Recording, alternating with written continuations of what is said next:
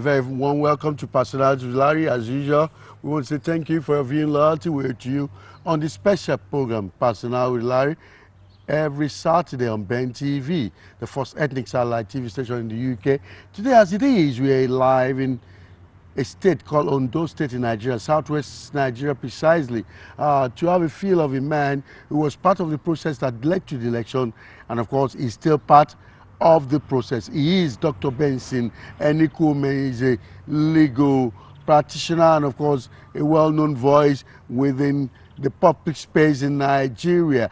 He was part of the election in Ondo State, and we actually came down to Ondo State to have an interview with him regarding what he feels about the past election in Ondo State and, of course, the incoming administration, which is the APC government that's going to be led by Mr.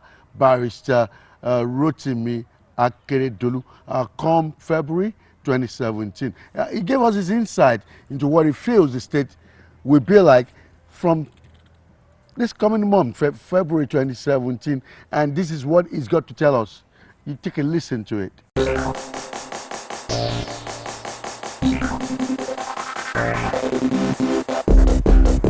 This year, 2017.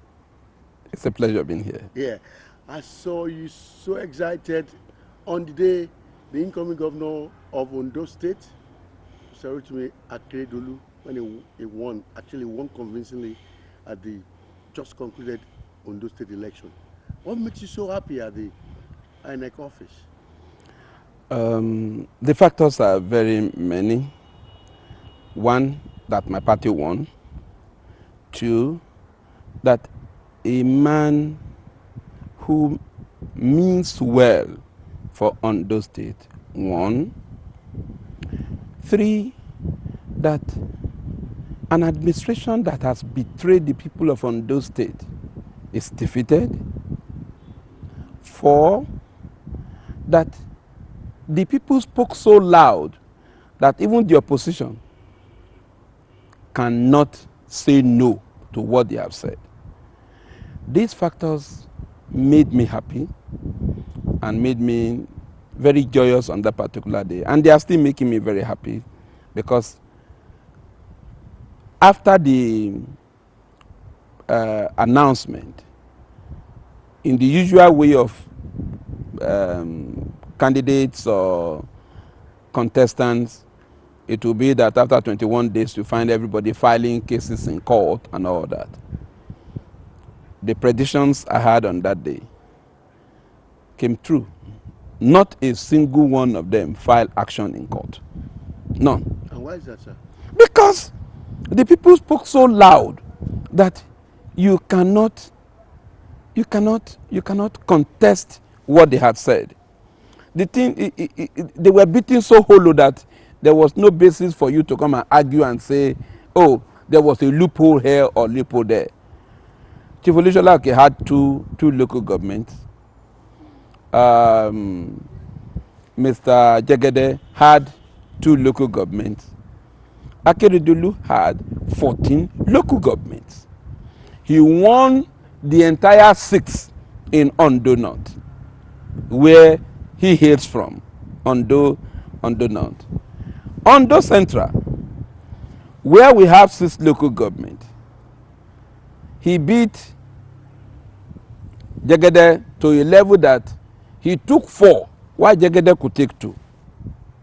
He went to Ondo South again, assigned 2 to Chief Olusolake, and beat him to a level in which he had 4. So you see 4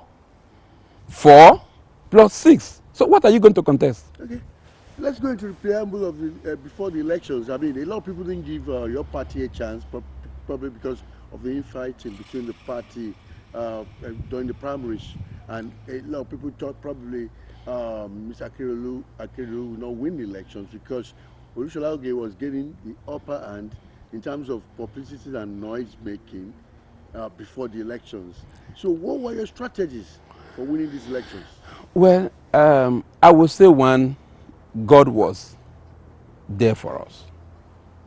If you look at it from the human perspective, it will be almost impracticable for Mr. Akeredolu to win from the human perspective. But you see, man proposes, it is God that disposes. Because once he says, that becomes final. Our situation is akin to that what happened to Donald Trump. Hardly will many people give Donald Trump the chance to say he will win the presidency of America. And he won. And therefore, on our own part, while they were busy making all the noise and shouting here and there, we were going to the people and talking to them, appealing to them. They had all the Rastamans to go about and then be gesticulating and all that. We didn't have that opportunity of doing that. We were going to the people one after the other. And one of the things that Mr. Akeredolu did, which really encouraged me, was that any local government he was going, he will tell the people, don't follow me. Let me know the people that actually came out for the rally. And so it won't be that you are leaving Akure, then you carry all the people in Akure here, they storm Odigbo. No. So if he was going to Odigbo, he will only go with the DG campaign, go with those persons who will speak. The people that will be in that rally will be the people from Odigbo. As against AD, that if it was moving from Akure to Idonre, the people in Akure will join, and so you will see a mammoth crowd. We were not going to deceive ourselves. Not only that, you also find out that PDP had challenge, because there was this internal squabble within PDP who actually was the candidate of PDP or otherwise. The court heard that it was Jimoh Ibrahim. 2 days or thereabout, the appeal court upturned and said it was Jegede. That was a house actually divided against itself. As at that time, before Jegede came back, a good number of persons in PDP had moved into APC. They were already working with us. So by the time Jegede came and he was declared as the candidate of the party, those persons were not willing to go again. They had stayed with us, and therefore they were working with us. To worsen the whole thing for PDP, it was like a man who wants to run a relay race but that is suffering from whitlow in one of his big toes. Now, the Jimoh faction were unhappy about the judgment. And so that was the whitlow in the leg of PDP. And so when they were to run, therefore, while the Jegede faction was saying, on your mark, set, go, the Jimoh faction were saying, with this whitlow, you can never go. So it was a house divided against itself. For AD, the party was seen as an insurrection. Just like some insurgents coming on board. Because AD was nowhere. Those who founded AD prior to this time had long abandoned it. So it was a dead party. It was a dead party.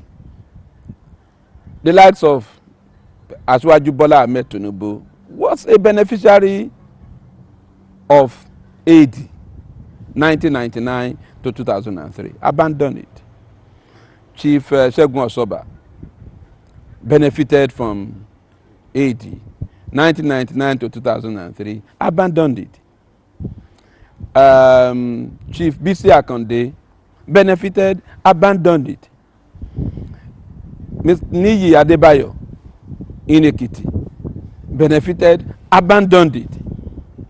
The late Ade Farati was the one who was even campaigning the presidential election in 2007. He died while he was campaigning. And so that was a party that was completely forgotten. And to worsen the scenario in Ondo State, that party had no councillorship candidate. He had no chairmanship candidate. I'm talking about candidate. I'm not talking about elected. He had no chairmanship candidate. He had no councillorship candidate. There were nothing. No House of Assembly members, no party structure, no House of Representatives, no Senate, no president. In fact, I dare say God was also not there. Okay, let's look at the other party, the APC now.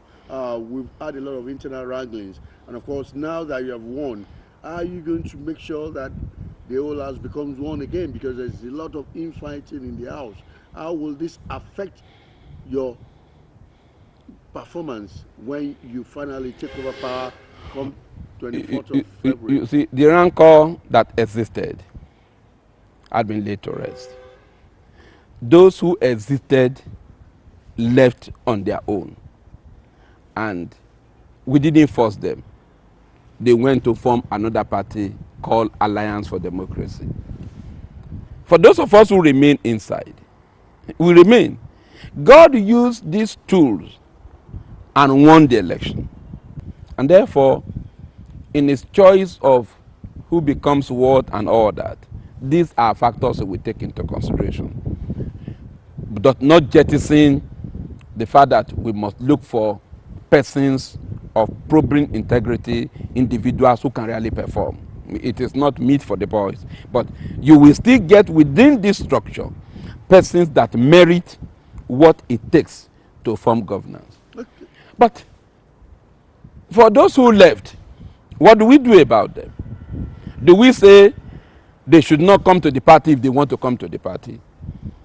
I am not the party chairman, but I dare say that if anybody wants to come into the party, he is free to come, but you must queue and be at the last stage of where you left. For example, if there were 1,000 persons ahead of you, now you will be 101, and so you take your turn. So you can't jump the queue and say, I used to be number 18 when I was there. No.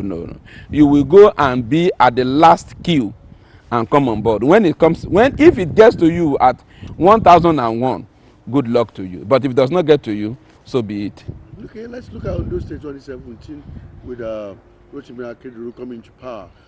Now that people are feeling we voted for change at the federal level and they're not getting the deserved change they voted for, will this affect the trust people have for your party when you eventually take over power next month? No, that would have happened if the people didn't trust us. They would have voted us out. If the people believe that Akeredolu can't do it, then they would have voted him out. I have a feeling that the man is going to hit the ground running. Look at what he has put in place. As soon as he came on board, he felt there are persons who will assist him to get a holistic approach to the issues of governance. And therefore, he set up the Strategic Development Policy Implementation Committee, SPIDC. And that's good. He has brought on board men and women who understand the areas where he has in mind to impart in the state. And they are working on it. And I am a member of the steering committee of that body. We expect that on or before the 3rd or 4th of next month, the various subcommittees, almost about 13 or 14 of them, should submit their reports.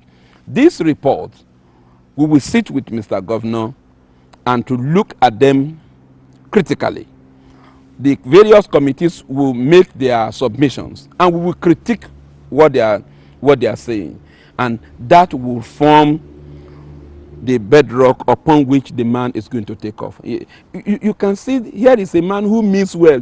He's not a person who is saying, what will I do when I come on board? Already paperwork will already be ready for him. Oh, how many ministries am I to have? What do I do in the sector of agri? In this area of education, how far can we go? What do we have on ground?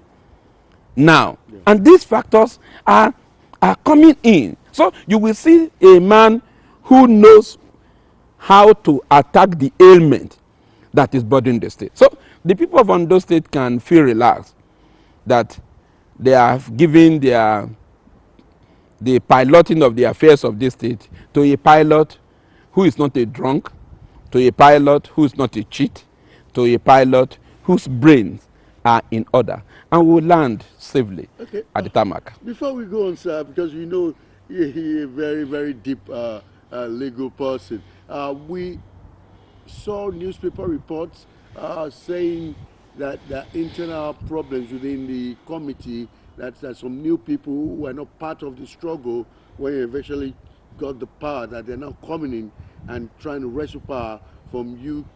A lot of people who actually help the candidate to win. No, that will not be true. You see, the governor-elect made it clear that the persons whose name appeared in these various subcommittees are not looking for appointment. Take, for example, Engineer Funchal Kukpolukun is the chairman of the transition committee. Are you going to make Engineer Funchal Kukpolukun a commissioner in Ondo State? How do you pay him? Professor Akinyemiju is the chairman of agriculture, a professor at the OAU who has put in all his. Akinyemiju is almost close to 70 if it's not more. Are you coming to make him commissioner? You know, we need their wealth of knowledge. We need their wisdom to be able to move the state forward. These persons are not looking for appointment from us. They are not. And so the governor wants to tap from the wealth of their knowledge. The wealth of their knowledge, therefore, will be used for the purpose of the governance of the state. So if there's anyone that is scared because of it, let him not be scared. Go and dust your certificate. I dare say that at least you should have a first degree if you are looking for any appointment, other commissioner as it were. So if you do not have, if all that you have is a secondary school education, how will you be saying that they should make you commissioner for information or whatever? I mean, it will be an anathema. It will be ridiculous for a state like this. So there are people who feel that, oh, maybe if these persons come on board like this, I will be shut out. No, the space is large enough. But again, the quality of persons who will work also is very important. And I think the governor is thinking that direction. That the quality of persons who will work with him, very important. When they work, they will make things available for persons who cannot fit into that particular category, but also will fit into various categories as it were. You know, in football, you have the first 11. Then you have the second 11. You have the third 11. If the first 11 have injury, it's then you begin to look at the second 11. Or you look at those ones that you have benched, as it were. For now, let's look at the best of our own. That if you are looking for a person to man Ministry A, you should be talking about the kind of person this individual is. It will be difficult to go and look for a tailor to come and run Ministry of Justice. It won't work. It won't work. Okay, Benson Enikuomehin, you are very vast in Ondo State politics. And of course, you've been the PDP, you've been in Labour, you've been APC, you've been a rolling stone that gathering most. But I mean, if you have to look at it, if you have to evaluate the governance in Ondo State in the past 8 years administration of Olusegun Mimiko, how can you evaluate that government? Because you were part of that government at some point. Well, it is not my intention to bring down any administration, at least for the period in which Governor Mimiko was at the saddle. I would say there was relative peace in this state. We can't throw that away, except the one that he decided to bring on board when he was having internal affairs within his party. And then now orchestrated some boys in Akure and Ondo to be burning tires, and he said Ondo State was burning. That was his own personal strategy to cause crisis. Barring those ones, there was relative peace in the state. And this came from what Agagu left behind. You recall that before Agagu came on board, there were a number of chieftaincy crises in the state. The Owo crisis, the Mahin crisis, the Okeigbo crisis, and a good number of them all over. Agagu, God gave him the wisdom. He softened this crisis. And I think when Dr. Mimiko came on board, he maintained the same. I think we can give him applause for it. Okay. But when you look at the economy of the state, if not because the people of this state are peace-loving, the crisis generated by him in the mismanagement of the economy is sufficient to set this state boiling. It's sufficient. Let's look at the anti-corruption crusade now. The president said from day one that he's going to fight corruption, and corruption. But now we've seen an AFCC who has not been able to get a conviction, not a single one that I know, on these corrupt cases. All we see is media trial. And of course, people are losing faith in the strategy for the fight against corruption. You are a legal person. What will you be saying in this direction, sir? It is only the tree that you will tell you are going to fell tomorrow that will stay there. If you tell an animal, I'm coming to kill you tomorrow, the animal will run away. But if you tell the tree, I'm coming to fell you tomorrow, the tree may not go away because it doesn't have the capacity to live. Let alone you tell a human being, I'm coming to try you. Man, he will use all the antics available at his disposal to fight you. I think why it is good that we announce this.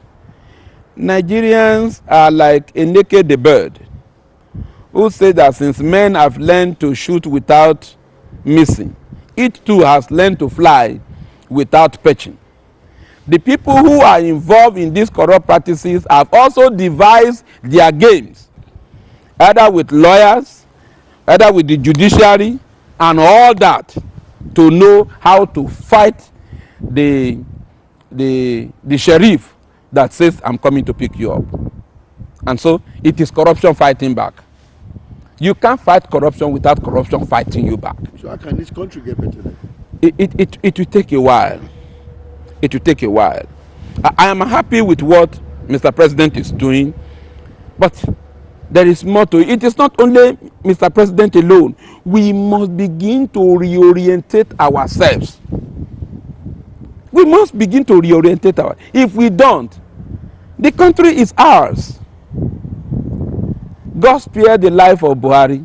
If Buhari lives for the next 40, 50 years, he will be a very aged person. He's not going to fix the country for us by the time he's 120. We must sit down ourselves and think that if we don't do something now, tomorrow we'll be swallowed up.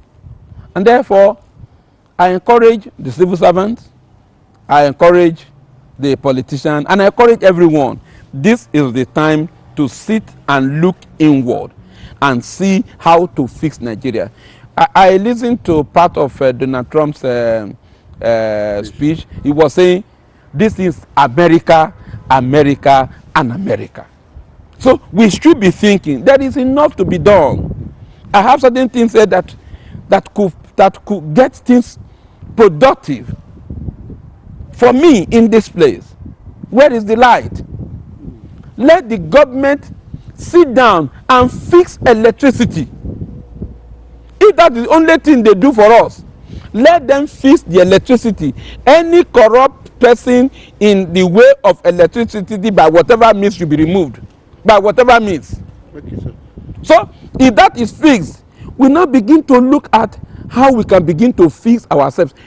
A good number of these welders who should be doing welding work, because there is no light. They have joined Okada train and they are the one riding Okada because there is nothing to be done. So I think that the government should look at one angle while fighting the corruption. They should also ensure that other areas don't breathe in corruption, because if people have nothing to eat, they will give in for anything that is available. I think that is the area to look at. This year 2016 is a decisive year for our party. We must do all that lies within our power to ensure that we don't blame. I'm no longer interested. Let's do something that will make Nigerians to believe that we mean well, or else they will tell us in 2019, keep on blaming the people, be out of the place. Okay, before we go, sir, just the last one. We've seen a lot of invasion of and arrest of judges in their home state, and of course, people are saying, look, the judiciary is corrupt, and judiciary is supposed to be the hope of the common man. In this kind of situation, do you think it was right for the DSS to invade the judges and arrest them? Or do you think the NJC should have taken through their internal mechanism to cleanse the judicial arm of the government? Well, by whatever means corruption is fought, I'm in support of same. The DSS saw my house and they didn't come. Because if they had come, all that they would have meant would have been to see my towel and see all that. Where will they find the dollars? And so, if they had information and they came into your house and found that thing truly there, tell me, what are you doing with 180 million naira in your house? What are you doing with it? Where do you work? At least we know how much the judicial officers earn. Therefore, my take is not to talk about whether the DSS did this or didn't do that. The fact is, the question that we should ask is this: what transpired? Were they true or not? And so, having arranged them left now, then let the people that have asserted, let them prove. The people that have arrested them, let them say, okay, this is this. Oh, no, it is not true. That money that you saw in my house was brought in by my junior brother who came from UK. And then we call the junior brother, what were you doing in UK? How much were you earning that you could produce this amount of money? If there is no explanation, it doesn't matter, because we cannot continue like this. About 20 judges were dealt with in Ghana. What do I dispense with? Are they not human beings? Are they not within the system? Okay. So if corruption thrives in that particular level, then you can see what will happen at the lower level. That means justice will be for sale. Whoever can pay, would that be the individual who will reap from it? Okay. That would not be good enough. That is also not to say that the judiciary should be ridiculed. No. But the fact is, the number of judges that were dealt with or that were arrested, were they all the judges in Nigeria? Why they? Why them rather? Okay. So, if you have a skeleton in your house, please explain how it came about. Whether it's a human skeleton or the skeleton of animal. Okay, before we go, sir, time is not on our side. We have to quickly do it now. A lot of Ondo state indigenes who actually watch you on our channel all the time because they love your opinion about our federal and state politics. What will we telling them now to expect from this government that is coming in February 2017? For Ondo State, I can say this with all sense of modesty. Mr. Rotimi Akeredolu is a man that a good number of us believe in. You can come into the state and work with us. You will be accommodated, and your views will not be flippantly treated. No. You come on board. For those of them, I recall a gentleman called me, I think about three weeks ago. He called me, I think from Maryland or so. And he said he was doing something with respect to solar light and all that and all that. I said, why not? If the NEPA thing is not working in Nigeria, If those of you have this knowledge outside, we bring them in, we will use for all intent and purpose. Please, let's come on board. Let's work together. The administration's mind is opened and is willing to work with all that have ideas on how to move the state forward. The state is ours, and we must all work together to make it great. Fantastic. I want to say big thank you for giving us this great honor. Thank you. We just bumped into you and gave us the honor. We really appreciate. At any time when Ben TV comes, I'm available. Thank you very much, Barrister. It's a pleasure. Thank you.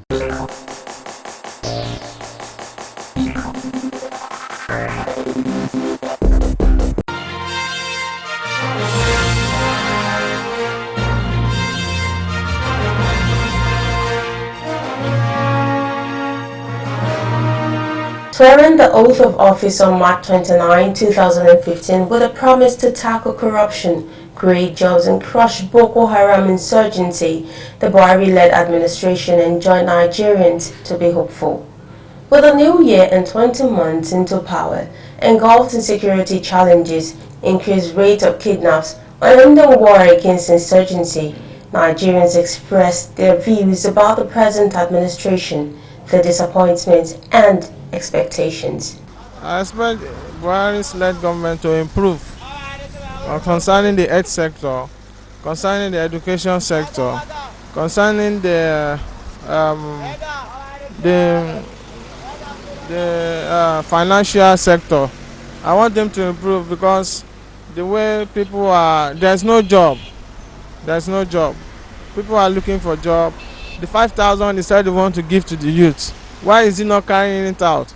Is it because of the National Assembly or what is going on? Because what is our benefit? There is no light. Even if you see the light, you will bring it for 1 hour. They will take it again. So we are not benefiting anything from the government because even what of the elders too? There is the pensioners. Some of them are crying. And I don't understand this government. I don't know where we are going. My expectation in 2017 is just that things now are very, very expensive, and the country is too hard. Everybody is feeling it, and I think the government and the president should do something better 2017 in terms of financial management and the stress in Lagos and in Nigeria is too much. Everything is too costly. Our expectation is there should be more communication, especially the Nigerian wants to know the next steps because if there is no information, people will not be able to understand what the government is really doing. But I will commend the government so far because we've had a lot of bad governance since almost 16 years ago. In any case, Nigerians deserve better, and all the next steps of the government should be well explained. That's all. For me, candidly, I do not even still think we have a government, because what is going on in the society these days, it calls for so much questions, and the economic drive of this country, I do not still know where we are heading to. I've not seen any economic reform. I have not seen anything this government has done so far. So for this year, it's even worse because we even have a more demanding situation at hand. We are in one very deep hole of inflation. We can even see that attendance in our budget this year. So for me, I'm just hopeful. That's all I can say. But I expect one big thing to happen this year, not from me. And while some condemn the present administration, others express hope that the Buhari-led government will make the country better. I believe that Buhari is trying his best. He's a very good man. He's trying his best, but the people that surround him, they don't want him to achieve his aim, his goal. So that is why everything is just looking like the way it is. Lagos is one of the best states and is the commercial nerves of the country. And when you look at the way the governor is fighting hard to put the infrastructure into place, then the next 10 to 20 years, Lagos will be the Mecca of Africa. So that is my own observation. I think this year should be a very great year. So I think Nigeria has to be patient, So we've been in some crisis for a year back. So I think this year, I hope, is a great year to Nigeria. So we need to be patient with the president for now. Definitely, we would say they have made some little progress, but not in. They've not conquered Boko Haram. You've not conquered Boko Haram. It's like you've done nothing, because the tentacles of Boko Haram, whether you like it or not, it might still spread, even if you've conquered some points. But I trust our gallant, our gallant men on the war front. They are trying their very best. The war against terror, I think, in Nigeria, gradually we are getting there. The level of insecurity in Nigeria could undoubtedly be said to be a major cause for concern for citizens, foreigners, and the Nigerian government. Recall that on the website of the United States, State Department warned its citizens against traveling to 20 states in Nigeria due to security concerns. Amidst this, some residents of Lagos laud Governor Ambode's government on tackling security in Lagos. Tolu Omotunde, Ben TV.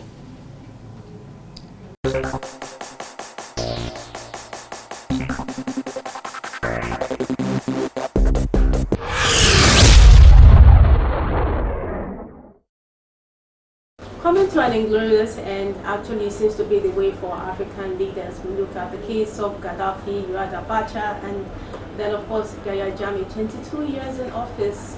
They had to actually force him. I think African leaders are very bad in the transition. I think first and foremost, the issue of election rules and regulations are not respected.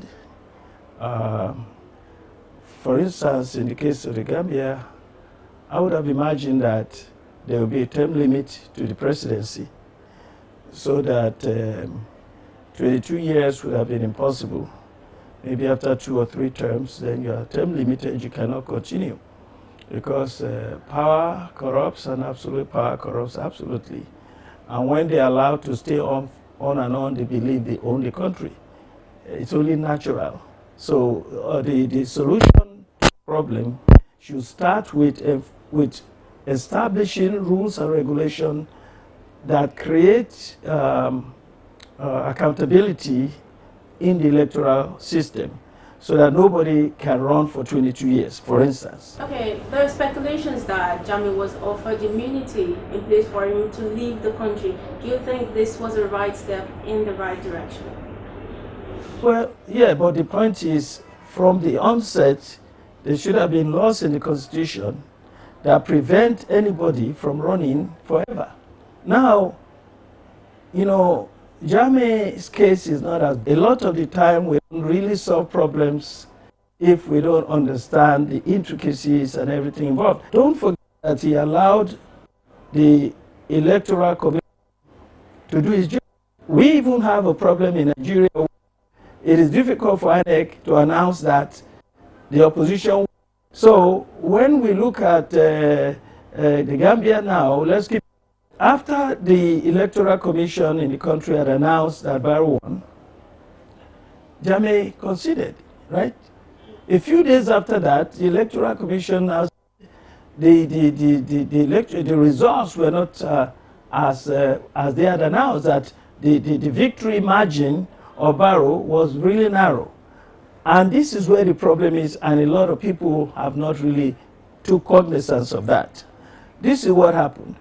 When the Electoral Commission announced that Barrow won with 43.2% of the vote, and Jammeh scored 39.6% of the vote, and a third candidate, Mama Kide or something, got 17% of the vote. That's when Jammeh said, wait a minute, we have to look at it. Barrow did not actually win the majority. So do you still think this was right, even as human rights activists actually said Jammeh should be prosecuted for abuse of power and also torturing opponents? I don't believe that we really can hold Jammeh accountable and criticize him or condemn him as people have done, because most people have not taken into cognizance that aspect of it. 43.2% to 39.6 is virtually 3%.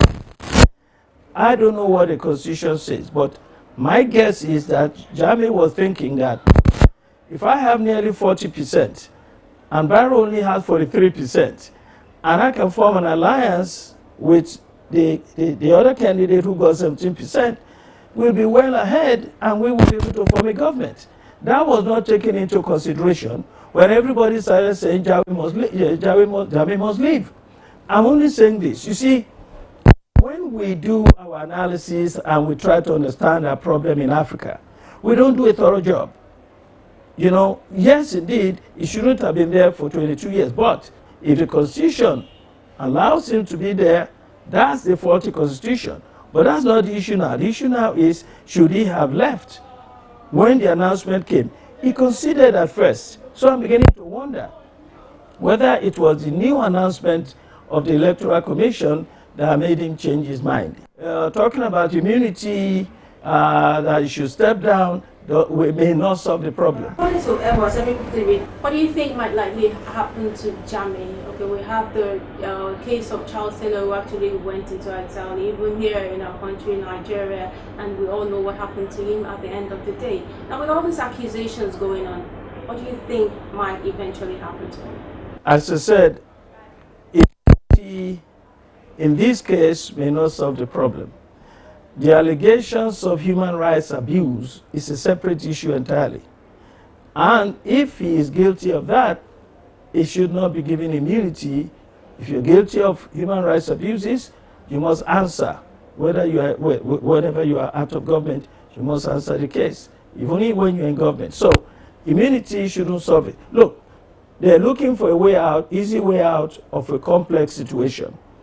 If the parliament of the Gambia is saying that they support Jammeh, there are problems. But there are actually a lot of people that resigned. Sure, some people resigned, but again, think about this. The man got 39.6% of the vote. That means he has a sizable support in the country. Again, as a sitting president, he could have truncated the work of the Electoral Commission. He did not. Indeed, if he has taken government money, he should not be given immunity. And that's why I'm saying that ECOWAS is not going to solve this problem. Ivory Coast former president Laurent Gbagbo was actually, removed whereby French military. That was a case of Westerners coming into action. But this time around, we had West African leaders, ECOWAS. How do you think Africa is ready for unity and democracy? That's why they stepped up to the game. Look, our president sent troops there without consulting the Senate. And according to the Constitution, it is only when our security is at risk that the president can do that. And within 7 days, he must inform the Senate. I don't see how the security of Nigeria was at risk because of Jammeh's refusal to leave his country after he lost the election. So again, I'm saying that we are not tackling our problems tactfully and with honesty. And that's the problem. So if Jammeh is guilty of fraudulent activity, he should be prosecuted, not given immunity. So that's what I think. Okay, there is so much to be learned from what's happened in Gambia. What are the strong lessons that you feel Africans and Africans leaders could, take from what's going on in the Gambia? Well, first and foremost, the issue of tenure should be respected and should be ingrained in the Constitution so that nobody can serve more than 2 terms or 3 terms, whatever the case may be, first and foremost. Secondly, Ghana is a good example of how you conduct election. If the president, I remember an electoral commissioner from Ghana at a lecture here some years back when he said that, and I agree with him entirely, that once the president of the country is responsible for appointing the head of the electoral system, like INEC in our case, then forget about integrity, forget about honesty. So these are things that must be in place if we are going to have good elections. And there must be institutions, there must be within the country itself, there must be checks and balances to keep leaders and elected officials under control. For instance, if Donald Trump had refused, or maybe Clinton had refused to concede to Donald Trump and say, look, I won the popular vote by nearly 3 million votes. She had more votes than Trump by 2.9 million votes, and said, oh, because of that, I'm not going to concede. The law of the land will compel her to concede. And that's what we must have here. There must be respect for the law. And that's what our leaders don't seem to realize in Africa. So then you have to now face the use of force. Unfortunately, that may be the only way out. But that should not be. There should be no reason for that. The law itself should be enforced. And so that leaders don't have to wait till international community comes armed and take them out of office. Election itself is not enough to prosecute him for human rights abuses or any criminal activity. He delayed, but eventually he conceded. But if he is guilty of human rights abuses in the 22 years he's been in office, and also if he's guilty of looting the coffers of the country, then those are issues that for which he can face some prosecution. But that's nothing like what Taylor did. There's no comparison really, because Taylor's was war crime, and that was a much serious case than Jammeh. All right, now, what clear lessons do you think this portends to authoritarian leaders in Africa in real? We talk about somebody like Nkurunziza, who actually pushed for a third term without, following what the citizens wanted. The government itself, because I think what really did Jammeh in was that his own elected officials were resigning, and they were declaring their support for the legal process. So I think more of that needs to happen. I haven't seen people in Nigeria resigning their position, taking a position, and that's important. Once you do that, then the president will see that he's alone, and he won't be able to continue to insist. So, but I still think that the issue of ECOWAS or OAU or the international community coming in and using physical force to eject an elected official is the way out. Okay, let's look at the case of the former president of Ivory Coast, who was actually forced out by French military. In this case, is not so. We actually had West African leaders coming together. We had ECOWAS, trying to see that this did not turn into a political crisis. Do you think African leaders are ready for democracy, and do you think they really come to realize their strength and unity? This is a good example of united force and pushing for democracy, and I think it's a good example, and it's a good way to go. But again, it depends on the country involved. Ivory Coast is particularly close to France, and they have so much vested interest there. So many crises. Libya was there. No African leader could stand to, unite or support them. We had the Westerners, invading Libya. There was no, African leader who came, or ECOWAS or anything. Somehow discontent. All of that is different from the case of what happened here in the Gambia. Crisis. Well, political crisis. Almost the same, because Gaddafi wouldn't leave power. Is that what happened in Libya? Not that they had elections and he lost and he wouldn't leave power. No. You see, Western countries colluded to oust Gaddafi because Gaddafi had stepped on many toes and he had many problems with many of them, and they have vested interest in the resources of the area and so on. So it's a different thing.